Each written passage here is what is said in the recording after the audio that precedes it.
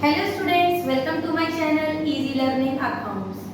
आज की इस वीडियो में हम एक कंप्लीट क्वेश्चन करेंगे कैश फ्लो स्टेटमेंट का, जिसमें हम एडजस्टमेंट भी देखेंगे कि वहाँ एडजस्टमेंट हो तो किस तरह से हम क्वेश्चन को कंप्लीट करते हैं।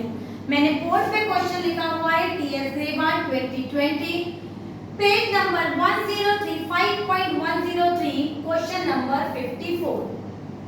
बैलेंस शीट बनी हुई है, एक्स्ट्रा इंफॉर्मेशन दी हुई है और हमें बनाना है cash flow statement. Cash flow statement का फॉर्मेट प्रिपेयर है बेटा। हमने सबसे पहले लिखा cash flow from operating activities और ए पॉइंट डाला net profit before tax and extra ordinary items. ढूंढा क्या हमें इसमें surplus that statement of P&L account दिख रहा है, तो हमने देखा कि हाँ बिल्कुल दिख रहा है। क्लोजिंग में से ओपनिंग को माइनस किया तो मेरा क्लोजिंग बैलेंस में से ओपनिंग को माइनस किया तो वैल्यू आई 1,40,000। सेकंड चीज में मैंने देखा क्या आइटम्स टू बी एडेड या आइटम्स टू बी डिडक्टेड इसमें है, तो प्रोविजन फॉर टैक्स मुझे दिख रहा है यहाँ पर। उसके लिए मैं एक अकाउंट बनाऊंगी जिसको कहते हैं प्रोविजन फॉर टैक्स अकाउंट। इसका ओपनिंग बैलेंस बेटा हमें क्वेश्चन में दे रखा है और ओपनिंग बैलेंस है हमारा 11,000, क्लोजिंग बैलेंस दे रखा है और बेटा वो क्लोजिंग बैलेंस है हमारा 18,000। टैक्स पेड जो कि हमारी डेबिट साइड में आती है, एक्स्ट्रा इंफॉर्मेशन में गिवन है 16,000। दोनों को ऐड किया 0 0 0 7 7 14 का 4 कैरी आए 134,000। 34 को इधर ले गए और हमारी बैलेंसिंग हो गई बाय प्रोविजन 23,000। इस 23,000 को हम अपने ए आइटम में ले जाएंगे और ऐड करेंगे 23,000 और हमारी वैल्यू हो जाएगी 1,63,000। तो हमारी पहली वैल्यू का आंसर आया 1,63,000। आगे बढ़ते हैं, हमारा बी पॉइंट में हमें कुछ आइटम्स ऐड करने पड़ते हैं जिसको हम लिखते हैं add items to be added. इसमें ढूंढेंगे बेटा आइटम्स टू बी एडेड। तो जब कभी भी कोई एसेट्स दे रखी हो और वो बिकी हो तो हमें उसका अकाउंट बनाना पड़ता है, क्योंकि इसमें एक्यूमुलेटेड डेप्रिसिएशन भी है। तो बेटा मैं सबसे पहले बनाऊंगी एक्यूमुलेटेड डेप्रिसिएशन अकाउंट। तो हमारा एक्यूमुलेटेड डेप्रिसिएशन अकाउंट बनेगा। उसकी स्टार्टिंग हमें दे रखी है ओपनिंग 90,000, मैंने 90,000 लिख लिया। क्लोजिंग दे रखी है 1,40,000, 140 लिख लिया।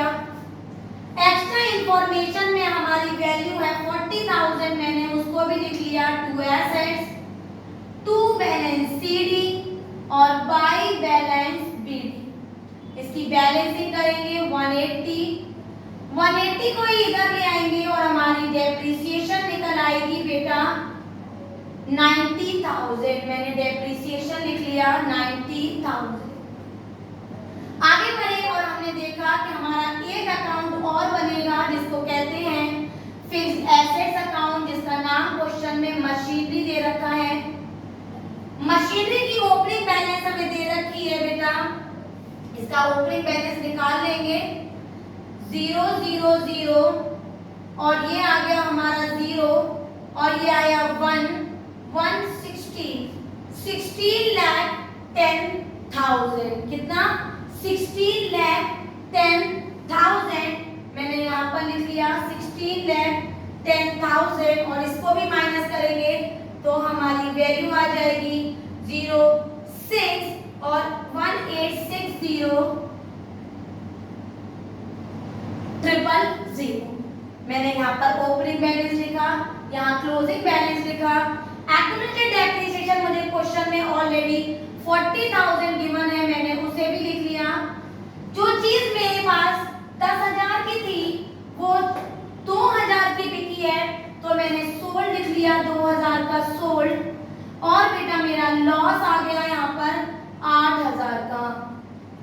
8,000 का लॉस आया, मैंने यहाँ पर लिख दिया लॉस ऑन सेल। तो बेटा मेरा लॉस ऑन सेल आ गया 98,000। आगे बढ़े और हमने इसकी बैलेंसिंग भी करके रख ली, तो हमारी बैलेंसिंग आई इसकी 8 और 2 10, 10,000 और 40,000 50,000 और 50,000 में ना 18 60 को ऐड किया तो वैल्यू आ गई हमारी 19,10,000। इस 19,10,000 को मैं इधर ले आई और मेरी परचेज की बैलेंसिंग हो गई 3 लाख, जो कि 19,10,000 में से 16,10,000 करके निकल आया। मैंने परचेज को साइड में लिख लिया जो मेरे बाद में काम आएगा 3 लाख, और सेल भी लिख दिया 2,000 जो मेरे बाद में काम आएगा in preparing the investing activities. Right, आगे बढ़ेंगे। मैंने वैल्यू लिख ली और मेरा जो तीसरा आंसर आया वो है बेटा हमारा C, operating activities in working capital changes. A plus B और सी आइटम नहीं है तो इसको ऐड किया। 8 9 10 11 का 1 कैरी आए 1, 10 और 16 का 6 कैरी आए 1, 2,61,000। नेक्स्ट पॉइंट करेंगे add decrease in current assets and increase in current liabilities. Decrease in current assets देख लेते हैं। तो हमारी करंट एसेट में ना तो मैं इन्वेस्टमेंट लूंगी ना कैश, केवल इन्वेंट्री में देखते हैं क्या वो डिक्रीज हुई है। बिल्कुल हुई है। 59 में से 37 को माइनस करेंगे 22,000 की इन्वेंट्री डिक्रीज हो गई 22,000 की।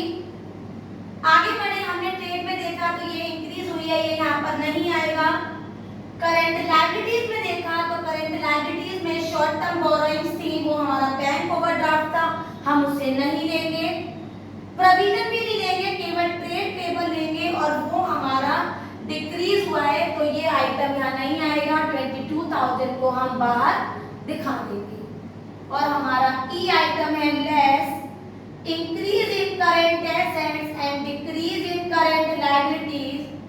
करंट एसेट्स का इंक्रीज देखा तो वो हो गया हमारा 3,000 जो हमारा ट्रेड रिसीवेबल था, और करंट लायबिलिटी देखा तो 83 में से 15 को माइनस किया 6 7 8 9 10 11 12 13 और ये हो गया हमारा 68,000। इसका नाम है ट्रेड पेबल। दोनों को ऐड किया 0 0 0 और 8 9 10 11 का 1 कैरी है 171,000 और हमारा लास्ट पॉइंट आ गया cash generated from operation C plus D minus E. Answer निकालेंगे 261 प्लस 22 वैल्यू हो जाएगी हमारी 83। 283 में से 71 गया तो बेटा हमारी वैल्यू हो गई 2 और ये हुआ हमारा 2,12,000। एक बार और चेक कर लेते हैं 0 3 2 8 और माइनस किया 71 0 2 और यहाँ 2,12,000 और लेस कर देंगे टैक्स पेड। टैक्स पेड बेटा हमने यहाँ 16,000 का माइनस किया तो 2,12,000 में से जब मैं 16 को माइनस करूंगी तो हमारी वैल्यू आ जाएगी 1,96,000 क्योंकि आंसर प्लस में आया है तो मैं पूरा वैल्यू इसको एक बार में यहाँ पर दिखा देती हूँ ताकि मैं और एक्टिविटी को भी कंप्लीट कर दूँ। क्लियर है? तो हमारी ऑपरेटिंग एक्टिविटी का आंसर आ गया 1,96,000। अब हमारी दो एक्टिविटी बची जो बहुत ही आसान होती हैं और बहुत ही इजीली हम उसे निकाल लेते हैं। तो वो हमारी दूसरी एक्टिविटी है बेटा cash flow from investing activities. इसमें सबसे पहले देखेंगे हमारी परचेज कितनी थी मशीनरी की बेटा। परचेज थी हमारी, पहले सेल लिख लेती हूँ मैं। सेल थी हमारी मशीनरी की बेटा 2,000, क्वेश्चन में ऑलरेडी गिवन था। एक और हमारे पास एसेट्स है जो कि हमारे पास 30,000 की थी या 50 की हो गई थी तो 20,000 की हमारी परचेज हो गई ऑफ इनटेंजिबल एसेट्स और वो हो गई हमारी 20,000 की माइनस में। और एक और हमारी परचेज है मशीनरी की जो कि हमने निकाली थी 3 लाख माइनस में। 3,20,000 में से अगर मैं 2,000 को माइनस करूंगी तो बेटा हमारी वैल्यू आ जाएगी